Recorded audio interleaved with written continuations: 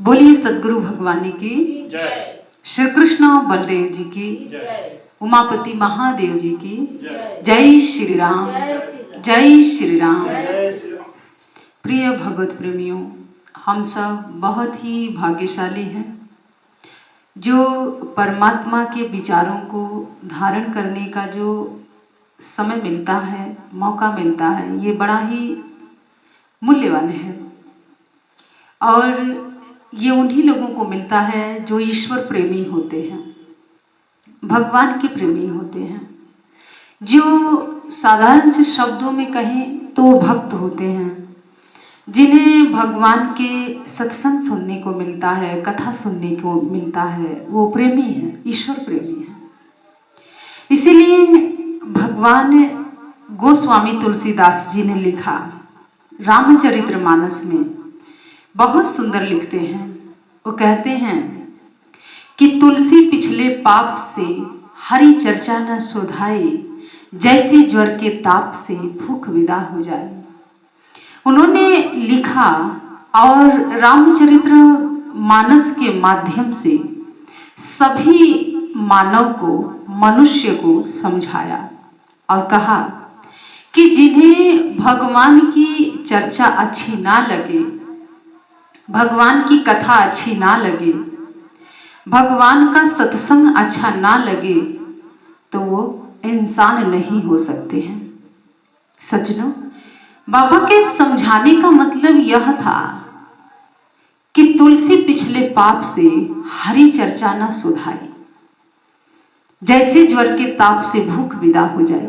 कि जैसे आपको चाहे किसी को जैसे 104 डिग्री 5 डिग्री बुखार हुआ हो, ताप शरीर का बहुत चरम सीमा पर पहुंच गया हो, और उसमें आप भोजन बढ़िया बढ़िया पकवान बनाइए और उस रोगी को, जिसे बीमार है, जिसे बुखार है, आप उसे दे दीजिए, तो क्या वो खा पाएगा?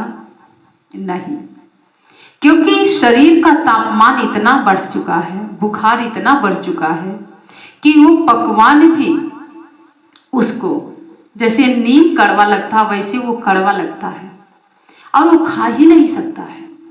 ऐसे ही बाबा के समझाने का तात्पर्य यही था, कहने का तात्पर्य यही था कि जब भगवान की कथा होती है या कथा कराई जाती है, सत्संग होता है, तो कुछ ऐसे भी लोग होते हैं जो इतनी सारी समस्याएं उत्पन्न करते हैं, जो इतनी सारी विघ्न बाधाएं उत्पन्न करते हैं और अपना भरपूर प्रयास करते हैं कि ये कार्य ना हो, कथा ना हो, सत्संग ना हो। और सज्जनों, ये वही लोग हैं जो पूर्व जन्मों में पाप कर्म किए हैं, तो भगवान की कथा उनको कैसे अच्छी लगेगी? जैसे भोजन अच्छी नहीं लग सकती है, आप भोजन नहीं कर सकते हैं, वैसे ही जब पाप चरम लेवल पर होता है, चरम सीमा पर होता है, तो भगवान की कितनी भी बड़ी कथा हो या छोटी कथा हो, हमारे नज़र में तो कोई न बड़ी कथा है न छोटी कथा है, भगवान की कथा तो कथा ही है, चाहे वो कोई भी कहे। शैली अलग हो सकती है, लेकिन भगवान तो वही है, राम है, कृष्ण है, शिव है, माता की कथा है, कथा तो वही है जो सनातन है, पुरातन है। अगर किसी को कथा अच्छी ना लगे, सत्संग अच्छा ना लगे, तो बस यही समझ लीजिएगा कि इस व्यक्ति के पूर्व जन्म ये बहुत अपराधी था, बहुत पापी था। यही कारण है कि ये न बैठ सकता है, न आ सकता है, न सुन सकता है, और न ये होने दे सकता है। तो सज्जनों, व्यक्तियों के जो स्वभाव होता है उसी से आंकलन होता है कि कोई किसका कैसा लक्षण है। कुछ लोग ऐसे भी मिलेंगे, उस मनुष्य में भी ऐसे भी मनुष्य हैं, आप एक बार कह दीजिए कि वहां सत्संग हो रहा है, वो कितना भी व्यस्त होंगे लेकिन उसी में समय निकाल लेंगे भगवान की कथा को सुनने के लिए, सत्संग को सुनने के लिए। उनको किसी से लेना देना नहीं है, उन्हें भगवान की कथा से लेना देना है, सत्संग से लेना देना है। तो सज्जनों, वो लोग, क्योंकि बाबा कहते हैं कि भक्ति एक जन्म में नहीं पूर्ण हो सकती है, कई जन्म लेना पड़ता है। कई जन्म लेके भक्ति की जाती है, और जब कई जन्म बीत जाता है तब व्यक्ति जाके कहीं मोक्ष को प्राप्त करता है। तो सज्जनों, इसीलिए एक जन्म में भक्ति पूर्ण नहीं होती है। तो सज्जनों, ऐसे भी लोग इस संसार में हैं कि जो बुरे कार्य में संलग्न रहेंगे, उसमें सपोर्ट करते हैं, उसमें उनका आना जाना भी रहता है, लेकिन कहीं कथा हो, सत्संग हो, कहीं आश्रम बन रहा है, मंदिर बन रहा है, निर्माण हो रहा है, तो उसमें वो 50 नुक्स निकालते हैं और कहते हैं कि ये कमाने का धंधा है। सज्जनों, धंधा और धर्म में बहुत अंतर होता है। मानते हैं कि आज धर्म एक दुकानों में लोग कैद कर लिए हैं, कुछ ऐसे भी लोग हैं इस समाज में जिसे धर्म की भी बोली लगा देते हैं, लेकिन ऐसे लोगों की भी पहचान है। लेकिन इसका मतलब ये नहीं है कि आप एक ही तराजू में सबको तौल दो, ऐसा तो संभव नहीं हो सकता है। तो सज्जनों, ये आपके ऊपर है, आपको समझना होगा कि इस संसार में कौन क्या कर रहा है, और इतना तो आप जानते ही हैं। और सज्जनों, बाबा ने कहा कि तुलसी पिछले पाप से हरि चर्चा न सुधाई। तो सज्जनों, ऐसे लोगों को हरि चर्चा नहीं सुधाता है। बहुत से लोग हमसे मिलते हैं और कहते हैं कि दीदी, हमें संदेशा मिला था, कथा हो रही थी, सत्संग हो रहा था, लेकिन हमारे पास समय नहीं मिला कि हम आ पाए, हम जा नहीं पाए, हमें भीड़ में जाना अच्छा नहीं लगता है, हम दूर से देख लेते हैं, अभी ड्रामा पार्टी आ जाए या कोई नाचने वाला लोग आ जाएं या कुछ नौटंकी वाले लोग आ जाएं, तो देखिए पूरे रात कैसे बीत जाता है वो पता ही नहीं चलता है। तो इससे आप यही अंदाजा लगा लीजिएगा, समझ जाइएगा कि कितना पाप है पूर्व जन्मों के, कि जो भगवान की कथा अच्छी नहीं लगती है, सत्संग अच्छा नहीं लग रहा है, लेकिन नाटक नौटंकी अच्छी लग रही है उनको। तो सज्जनों, बहुत से ऐसे लोग हैं जो अच्छे कार्य में विघ्न बाधा डालते हैं और भरपूर प्रयास करते हैं कि ये कार्य सफल ना हो, लेकिन भगवान के कार्य को कोई भी कितनी भी विघ्न बाधा क्यों ना आ जाए, वो कार्य पूर्ण होता ही होता है, क्योंकि वो भगवान का कार्य है। और जिसे जो भगवान के कार्य कर रहा है, सेवा कर रहा है, वो हर एक चुनौती के सामना कर लेता है, क्योंकि वो अपने लिए नहीं कर रहा है। कोई सत्संग सुना रहा है तो सिर्फ अपना भला नहीं कर रहा है, जो लोग सुन रहे हैं उनका भी भला हो रहा है, जहां हो रहा है उस जगह का भी भला हो रहा है। इस वातावरण में भी सकारात्मक ऊर्जा जाती है और जहां तक जाती है वहां सब कुछ अच्छा ही होता है। तो सज्जनों, इसीलिए हम समय परमात्मा के लिए जरूर निकालें और जरूर जाएं। अगर ऐसा नहीं है तो जैसे शरीर का तापमान यदि बढ़ जाता है तो हम कहाँ जाते हैं? डॉक्टर के पास। और डॉक्टर कई बार इंजेक्शन के थ्रू दवाइयाँ शरीर के अंदर डाल देता है और कई बार मेडिसिन दवाइयाँ देता है टिकिया के रूप में कि ये खा लेना, इतना 7 दिन का कोर्स है, महीने दिन का कोर्स है, या ज़्यादा हाई लेवल के बुखार हो गया है तो पूरे साल का कोर्स है। और रोगी उस दवाई का सेवन करता है और वो बुखार से उसे मुक्ति मिलती है। तो जिनका ऐसा सोच है, ऐसा कर्म है कि भगवान की चर्चा यदि अच्छी नहीं लगती है तो जरूरत है, जैसे उस रोगी को सुई लगा या टिकिया दिया गया, दवाई दिया गया, गोली खाया, कोर्स हुआ, ऐसे ही मन लगे ना लगे, लेकिन आप कहीं से भी मोबाइल पर सुनिए, पर आप सुनिए जरूर, क्योंकि वही आपका इलाज है, वही आपकी दवाई है। और जब तक आप उस इलाज को नहीं करेंगे तब तक ये पाप कर्म बढ़ता ही जाएगा। तो सज्जनों, इसीलिए जरूरत है, क्योंकि महापुरुषों ने जो भगवान ने जो लिख दिया, जो कह दिया, वो ऐसे नहीं कहा।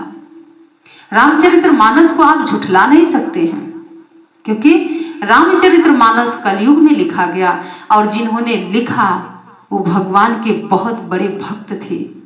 भगवान श्री राम उनके अंतर अनुभूति में आके सब दिखाते थे, बताते थे, और गंगा के तट पे उन्होंने राम जी के हाथ को पकड़ भी लिया था। उनके समक्ष भगवान श्री राम प्रकट हुए, हनुमान जी प्रकट हुए और उन्होंने इस रामचरितमानस की रचना की। तो बाबा ने जो भी अंतर अनुभूति में देखा और बताया, लिख दिया, तो वह सत्य नहीं है, सत्य है। अब सज्जनों, ये सत्य बात है। इसी प्रकार से एक राज्य में एक राजा था। वो पाप कर्म में संलग्न रहता था। उसका मन कभी अच्छे कार्य में जाता ही नहीं था। दूसरों को सताना, तड़पाना, पीड़ा देना उसको बहुत आनंद मिलता था, बहुत सुख मिलता था उसको। और ऐसे करते करते काफी समय बीत गया। एक दिन यमराज ने आते हैं उसके स्वप्न में, रात को सो रहा था तो आए और कहे कि देखो, आज से ठीक तीसरे दिन तुम्हारी मौत हो जाएगी, तो और जो तुम्हें करना है वो कर लो। तो जो राजा था सुबह उठा, जैसे सपना उसका खत्म हुआ, अब किसी को आप बता दीजिए कि 3 दिन के बाद आप मर जाएंगे, तो उस व्यक्ति की क्या स्थिति होगी, क्या परिस्थिति होगी। डरा हुआ था, सहमा हुआ था, घबराहट के मारे उसके पसीने छूट रहे थे, क्योंकि इस संसार में कोई मरना नहीं चाहता है, हर कोई जीना चाहता है। क्योंकि बहुत आसक्ति है घर से, धन से, संतान से, सगे संबंधियों से, लेकिन जाना तो पड़ेगा ना, क्योंकि आप आए हैं तो आपको जाना भी है। इसीलिए किसी शायर ने बहुत सुंदर कहा, वो कहते हैं कि कर याद अपने देश को परदेश आकर भूल गया, कि हे मुसाफिर तू तो मात्र 4 दिन के लिए इस संसार में आया और इस संसार से दिल लगा के बैठ गया। कर याद अपने देश को कि जहां तुम हो ये तुम्हारा देश तो है ही नहीं। वो याद दिलाता है कि कर याद अपने देश को परदेश आकर भूल गया। जैसे कोई कमाने कहीं जाता है तो उसके टाइम है 3 साल के, 4 साल के, 5 साल के, 6 महीने के, 3 महीने के, 2 महीने के। उसे पता है कि मुझे अपने देश में लौट के जाना है, मेरा घर है, मेरा परिवार है, मुझे उसमें जाना है, और वो दिन गिनता है। इसी प्रकार से समझाने के मतलब यही है कि आपका घर ये नहीं है, क्योंकि आपका घर तो कहीं और है। और महापुरुषों ने समझाया कि कर याद अपने देश को, कि जहां जिस घर को तुम अपना घर समझ रहे हो, ये तो घर तुम्हारा है ही नहीं, और मौत तो आएगी ही। और जब आएगी तो तुम्हें कौन बचा सकता है, कोई भी नहीं।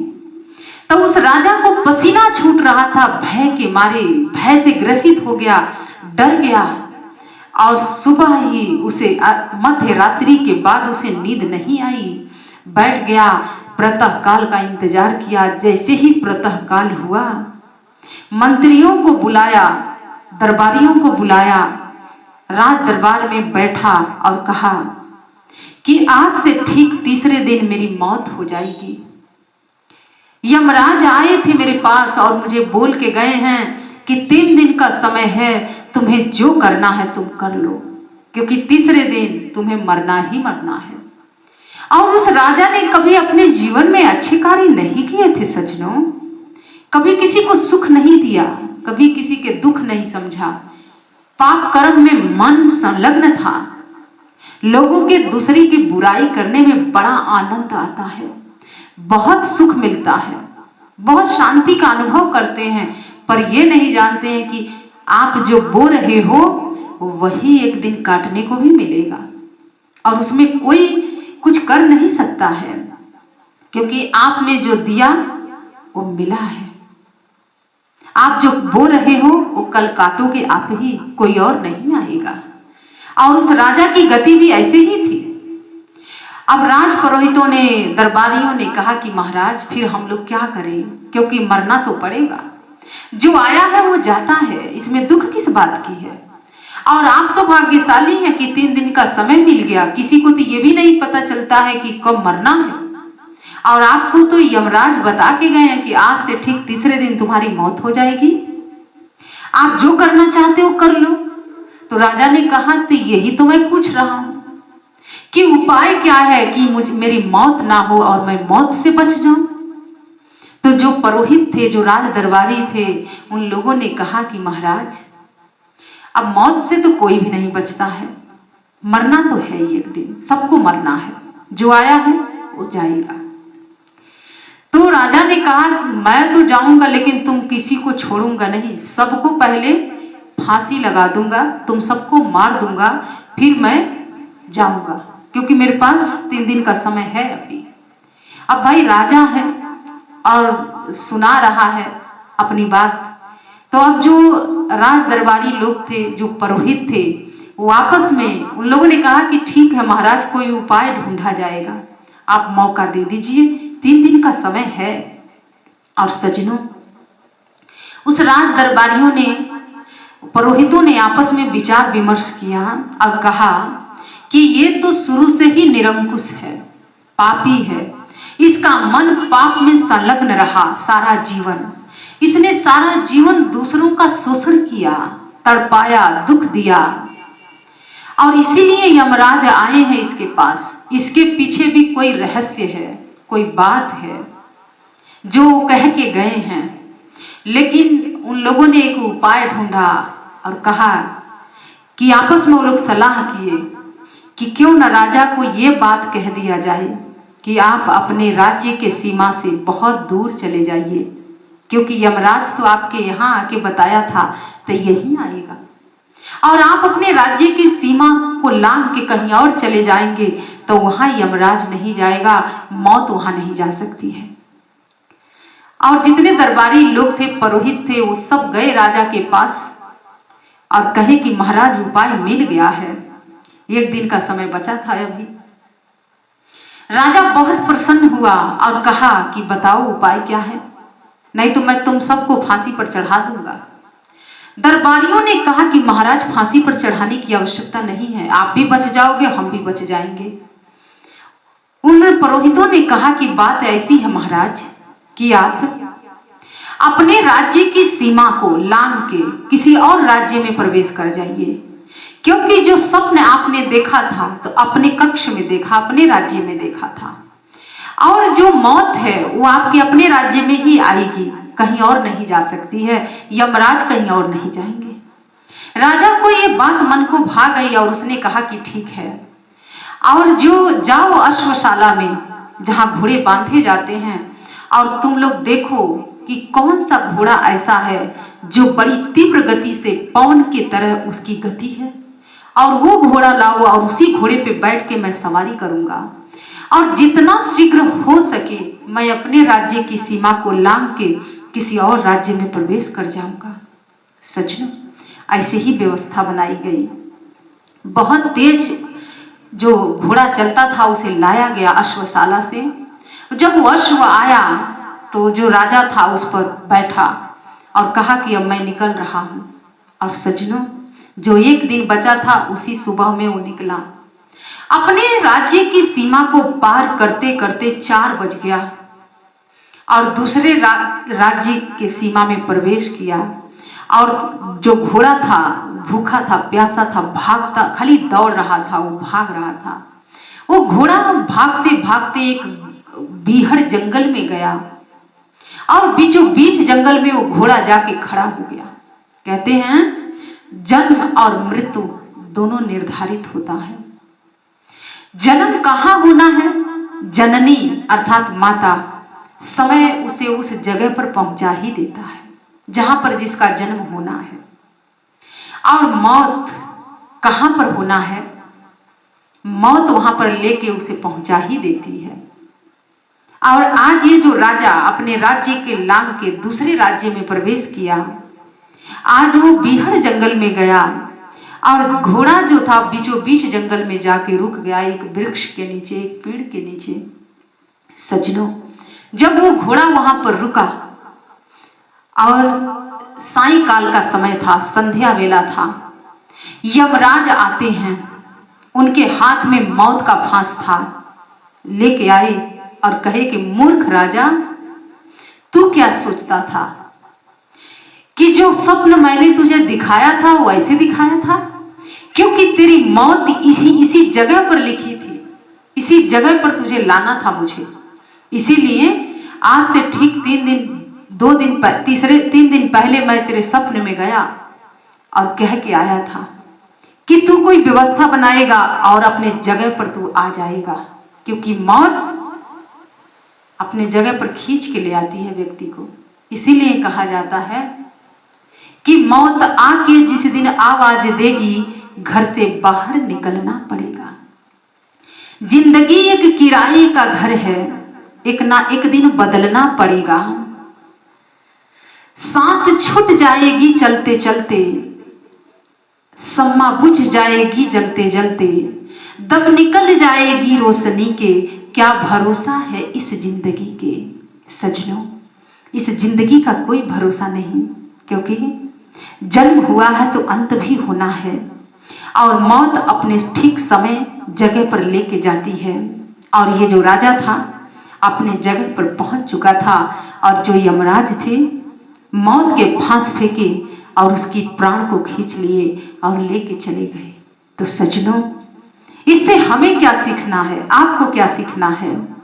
बहुत से लोग कहते हैं, आपने अपने आसपास देखा होगा किसी को, लोग कहते हैं कि वो मर गए, वो छोड़ के चले गए, उनको एक्सीडेंट हो गया, साइलेंट अटैक आया, ब्रेन हेमरेज हो गया, बुखार हो गया था, सिर में बहुत तेज दर्द था, पेट में दर्द था, गिर गए थे पेड़ से, चलते चलते रोड पर गिर गए, मर गए, क्योंकि उनकी मौत उसी तरीके से होनी थी।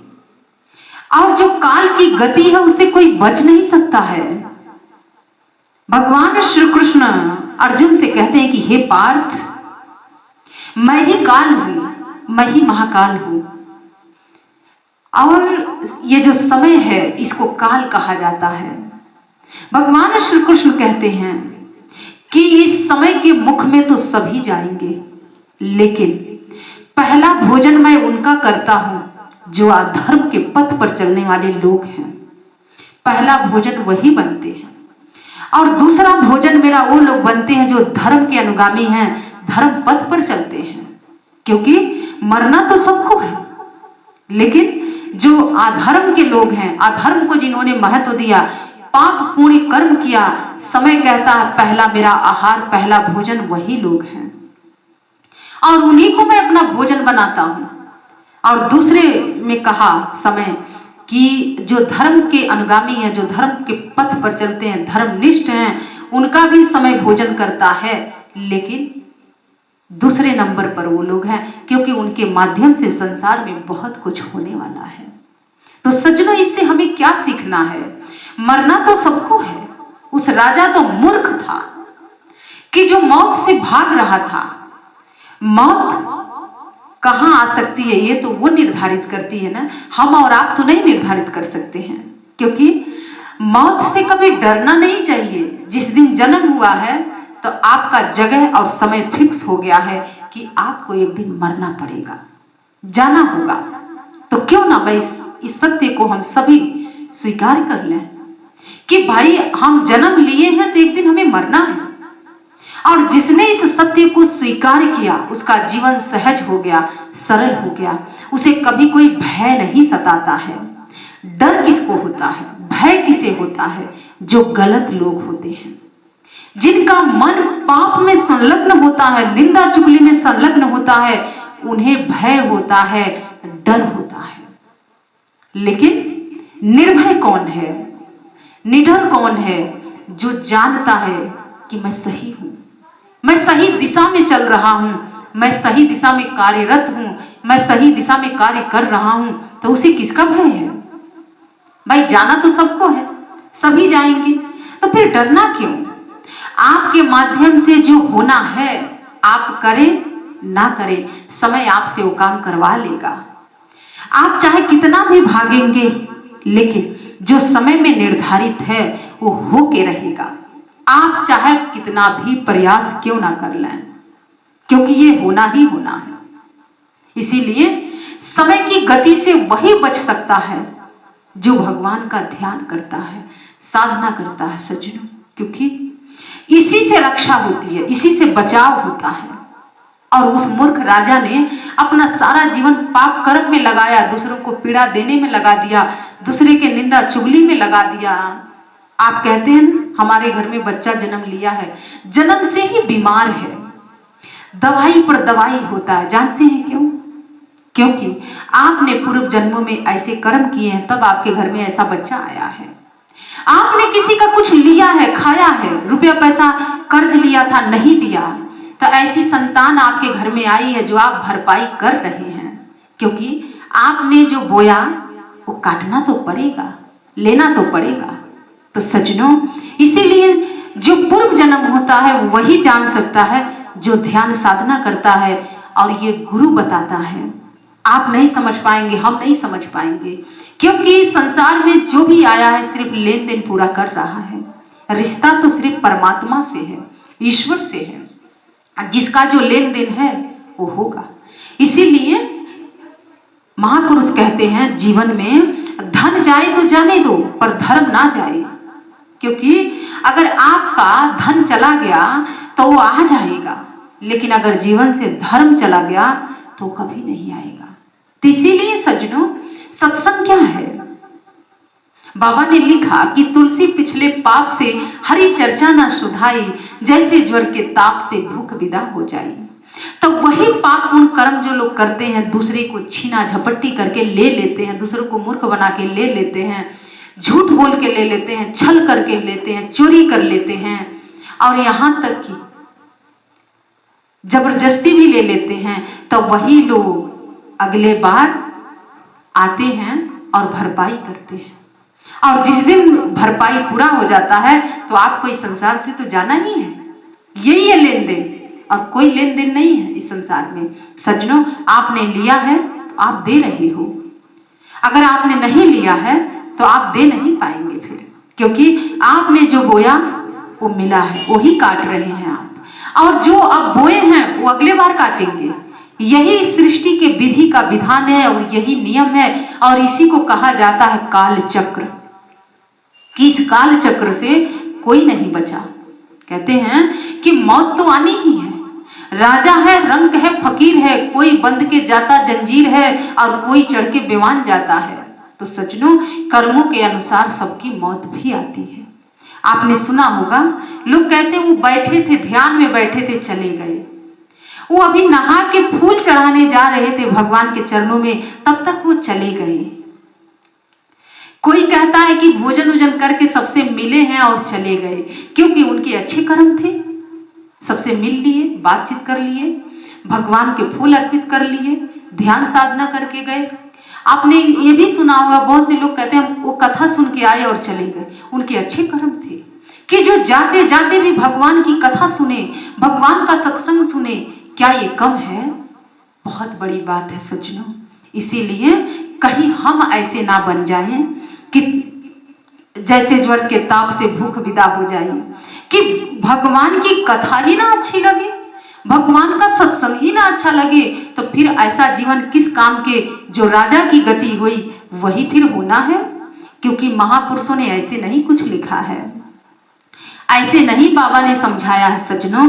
इसीलिए हम समस्त मानव जाति अपने जीवन में वो कार्य करें जिससे समाज का कल्याण हो, मनुष्य के कल्याण हो, और उसके पीछे अपना भी कल्याण हो। ऐसे भावों को और इन्हीं विचारों को लेके मैं आपके समक्ष आई थी, इन विचारों को देने के लिए, प्रदान करने के लिए, अर्थात सुनाने के लिए, क्योंकि ये मेरे विचार नहीं होते हैं, ये मेरे विचार हैं उन्हीं महापुरुषों के, मेरे गुरुदेव के, भगवान के विचार हैं, ये गोस्वामी तुलसीदास जी के विचार हैं। तो सज्जनों, इन विचारों को हम अपने जीवन में लागू करें और जानें कि ये जीवन क्यों मिला था, क्योंकि जाना तो सबको है। तो हम डरे ना, सामना करें, डट के खड़े हो जाएं कि जन्म हुआ है तो मौत तो होनी ही है।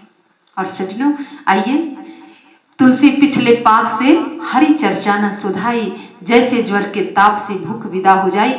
तो ऐसे हम ना बने, हम भगवान की कथा में जाएं, भगवान की कथा को श्रवण करें, महापुरुष के विचारों को हम अपने जीवन में धारण करें, आलिंगन करें, और सुबह भी उसकी याद से शाम भी उसके याद से, क्योंकि भगवान की याद करते हुए हम अपने जीवन का यापन करें। और आइए इन्हीं विचारों के साथ मैं अपनी वाणी को विराम देती हूँ और आप सभी से एक आग्रह करते हैं, प्रार्थना करते हैं कि भगवान के सिर चरणों में जय घोष अर्पित करते हैं। तो बोलिए वृंदावन बिहारी लाल की जय श्री राम, जय श्री राम। आशुतोष भगवान की, सांचे दरबार की जय। धन्यवाद।